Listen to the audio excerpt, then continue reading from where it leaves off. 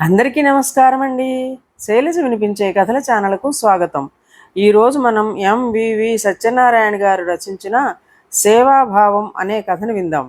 ఈ కథ ఫిబ్రవరి 2012 చందమామలో ప్రచురింపబడింది.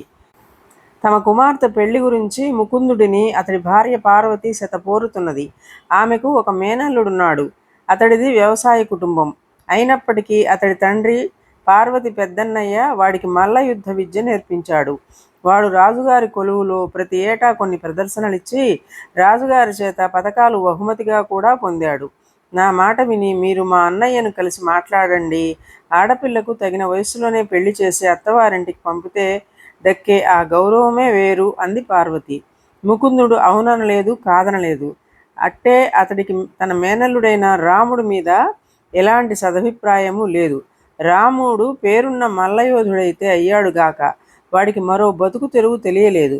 తండ్రితో పాటు పోయి వ్యవసాయం చెయ్యడు. రాముడు మన అమ్మాయిని ఎలా పోషించగలడు అని అడిగాడు ముకుందుడు. పార్వతి తన మేనల్లుడి ప్రస్తావన వస్తే చాలు పరవశించిపోతుంది. అదే పరవశంతో వాడికేం లోటండి, వాడికి రాజుగారి ప్రాపకం ఉంది. ఏటేటా ఉత్సవాల్లో వాడికి బంగారు పథకాలు లభిస్తున్నాయి. అతడి కంటే ప్రతిభావంతుడు మన కుటుంబాల్లో మరొకడు దొరుకుతాడా అంది. ముకుందుడికి తన భార్యకి ఎలా తెలియచెప్పాలో అర్థం కాలేదు. ప్రతి ఏటా పథకాలు సాధించడమే బతుకు తెరువా? ఏడాదంతా ఏం చేస్తాడు? అభ్యాసమా? తన కుటుంబానికి అన్నవస్త్రాలు ఎలా సంపాదించుకుంటాడు? రాముడితో సంబంధం చేయకపోతే మరి పుట్టింటి వారి గడప ఎలా తొక్కగలను? మా వాళ్ళు మన అమ్మాయి మీదే ఆశలు పెట్టుకున్నారు అంది పార్వతి. తన బావను పెళ్ళాడడం మన అమ్మాయికి నచ్చిందో లేదో తెలుసుకున్నావా అడిగాడు ముకుందుడు. అతడికి లోపల దహించుకుపోతున్నది. పార్వతి అతడి సందేహాన్ని గడ్డిపరక తీరులో విదిల్చి పారేసింది. మీకు అటువంటి సందేహం అక్కర్లేదని, రాముడిని వేరే ఒకరెవరో తన్నుకుపోయే ప్రమాదం ఉందని వెంటనే బయలుదేరి వెళ్ళమని హెచ్చరించింది. ముకుందుడు ఇక చేసేది ఏమీ లేక ఆ రోజే తన బావగారి ఊరు బయలుదేరిపోయాడు. గ్రామం పొలిమేరలు చేరేసరికి అతడు ఎండదెబ్బకు తాళలేక ఒక చెట్టు నీడలో ఆగిపోయాడు.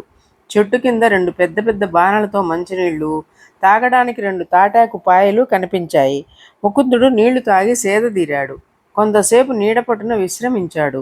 అంతటి ఎండలోనూ కావిడిలో 2 బిందెల నీళ్లు ఒకడు మోసుకొచ్చి ఎప్పటికప్పుడు బాణలు నింపుతూ ఉన్నాడు. అతడు కూడా రాముడి వయస్సు ఉన్న యువకుడే. ఎండలో తిరిగి తిరిగి అతడు నల్లబడ్డాడు. ఎవరు నాయనా నువ్వు అడిగాడు ముకుందుడు. ఆ యువకుడు వినయంగా నమస్కరించి, ఈ గ్రామంలో వ్యవసాయం చేసుకుని జీవిస్తున్నాను. మా గ్రామానికి వచ్చే బాటసారులు దాహంతో బాధపడకూడదని వారికి మంచినీరును ఈ విధంగా అందిస్తున్నాను అన్నాడు. ముకుందుడు అతడిని కావలించుకుని, చాలా గొప్ప పని చేస్తున్నావు. ఈ సమయానికి మంచినీరే లేకపోతే నేను అనారోగ్యంతో పడిపోయేవాడిని. నా ప్రాణాలను కాపాడావు అన్నాడు. ఈ పని చేస్తున్నందుకు ఆ యువకుడికి ప్రతిఫలము రాదని గ్రహించాడు ముకుందుడు. అతడు తన వద్ద నుంచి ఎలాంటి మెప్పును ఆశించలేదు కూడా. ఆ సమయంలో ముకుందుడు అతడి వివరాలను అడిగి తెలుసుకున్నాడు. వ్యవసాయం మీద వచ్చే రాబడితోనే తృప్తిగా తన తల్లిదండ్రులను సంతోషంగా ఉంచుతూ వారితో కలిసి బతుకుతున్నానని చెప్పాడు ఆ యువకుడు.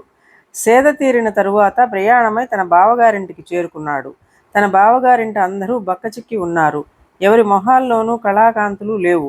ఇంటి పెరట్లో మాత్రం రాముడు తన కండలతో నిగనిగలాడుతూ తీరిక లేకుండా వ్యాయామం చేస్తున్నాడు. తన బావగారింట అందరూ ఎందువల్ల నీరసంగా ఉన్నారో తెలుసుకోదలిచాడు ముకుందుడు. అతడి బావ ముకుందుడి వైపు నీరసంగా చూసి, మా అందరి సంపాదన వాడి తిండికే సరిపోతుంది. ఈ ఏడాది ప్రదర్శనలలో పాల్గొనవలసిందిగా రాజుగారు కబురు పంపారు. మేమంతా అర్ధాకలితో ఉంటే కానీ వాడి పోషణ సాగడం లేదు అన్నాడు. ముకుందుడు ఇక ఆ ఇంట రాత్రికి బస చెయ్యలేదు. తన బావ కూడా రాత్రికి ఉండిపోమ్మనమని పట్టుపట్టనూ లేదు. బాటసారులకు మంచినీరు అందించే యువకుడి ఇంట ఆ రాత్రి బస చేశాడు ముకుందుడు. అతడి కుటుంబం ముకుందుడిని ఎంతో ఆత్మీయతతో ఆదరించింది. తమకున్న దానితో తృప్తిగా బతికే కుటుంబమని ఆ ముకుందుడు గ్రహించాడు. అతడు వారి వద్ద సెలవు తీసుకుని తమ గ్రామం చేరుకున్నాడు. ఆ యువకుడికే తన కూతురునిచ్చి పెళ్లి చేయాలని ముకుందుడు నిర్ణయించాడు. పార్వతి తన భర్త నిర్ణయాన్ని ఈసారి గౌరవించింది. ఇదండి కథ.